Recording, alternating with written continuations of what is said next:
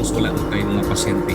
Both admissions. Gideklara na sa Davao City Health Office nga opisyal nang nakontrola ug natapos ang diarrhea outbreak sa Turil, Davao City human ang kapindua ka semana nga pakigbisog. Sumala ni Dr. Ashley Lopez, ang City Health Officer, pinaagi sa interview sa DCDR, nagkaubos na ang ihap sa natalang kaso sa diarrhea sa mga residente sa Turil District. Migawas sa findings ug gikumpirma ni Dr. Lopez, gikan sa mga street foods nga baligya sa Rasay Street sa Turil, nagikan ang kagaw nga hinungdan sa suka kalibang sa mga pasyente din 217 ka mga individual ang apektado lakip na mga bata. Starting July 21, we have seen that the average number of cases being reported has gradually decreased. After a week of having the same trend, and with the approval and permission of our City Mayor, Honorable Sebastian Duterte, with the powers vested in me as the officer in charge of the City Health Office, I officially declare and announce that the diarrhea outbreak in Turil is now over. Hulyo 21 dihang namatikdan sa CHO ang pag-ubos sa kaso sa diarrhea nga wala na milapas sa 5 matag adlaw ang pasyente kung itandi sa 67 ka kaso nga natala niadtong Hulyo 15. Anaa sa 163 ka mga pasyente ang naospital ang nakarecover na kun 75% sa total case recorded sukad unang adlaw sa outbreak. 11 ka individual kun 5% sa total affected individual ang nagpabilin sa mga ospital. Samtang 26 ka kaso ang ginatiman sa outpatient department sa ospital. 11 ka kaso sa diarrhea ang for verification pa aron masuta kung apil ba kini sa Turil outbreak. So 3/4 of our cases were already recovered. However, there was one additional death, as I mentioned, which bring about our case fatality rate to around 3%. Gikasubo ni Dr. Lopez nga unom na ang natalang namatay tungod sa diarrhea human madugang sa listahan ang usa ka 27 anyos nga pasyente gumikan sa cardiopulmonary arrest secondary to severe dehydration. Subay sa impormasyon, Hulyo 15 pa dihang nakasinati og suka kalibang ang pasyente apan wala dayon kini nadala sa ospital. Hulyo 24 na dihang gi-admit sa ospital ang pasyente human makuyapan ug milabay ang 3 ka oras ikan pagka-admit namatay kini.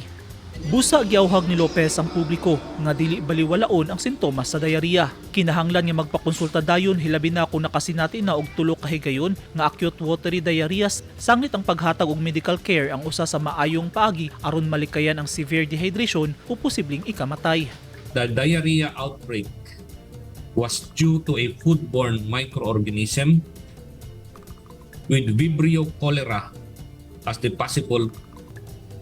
pathogen of concern. We have 4 confirmed cases of cholera. We have several cases of Aeromonas, and we have also several cases or confirmed cases of E. coli and coliforms. So the most likely vehicle of transmission is not water, but rather contaminated food. Sumala ni Lopez nga kontaminado sa kagaw ang mga pagkaon ingon man na inom sa mga pasyente nga posibleng nakontamina atol sa food preparation and handling sa infected handler. Nasayran sa CHO nga posibleng nakadugang sa suka kalibang sa mga residente ang proper storage, dilatar nga serving ug hugaw nga palibot tungod sa exposure sa mga elemento. Base sa rectal swabbing sa mga apektadong pasyente ug nasumiter sa SPMC, nasuta usab nga 60% ang nagpositibo sa bacteriological culture testing. Sagad sab sa ospital, nakakaon og isaw, kwek-kwek ug nakainom og tapioca ug juice gikan sa Rasay Street ug Turil Public Market. More than 50% of these individuals experienced vomiting, with about 35% experiencing abdominal pain. It was also found that 41% of the affected cases had episodes of eating and drinking in Rasay, while 21% of the cases ate and drank in Turil Public Market. The remaining 38% are from multiple sources and are statistically insignificant to be considered as exposure for these cases. Giklaro ni Lopez nga luwas ug limpyo ang water supply sa Davao City Water District sa Turil. However, these samples are seen in isolated cases, with frequent cases having pipelines submerged in dirty water or worse in canals. We also submitted water samples to the Research Institute of Tropical Medicine, RITM, and it was found that no abnormal growth in the bacteriology test on the samples submitted. Daan ang gipahibalo ni Lopez ang publiko nga pabukalan una ang tubig gikan sa mga gripo una imnon nga usa sa mga epektibong pamaagi aron mapatay ang kagaw nga posibleng anaa sa tubig.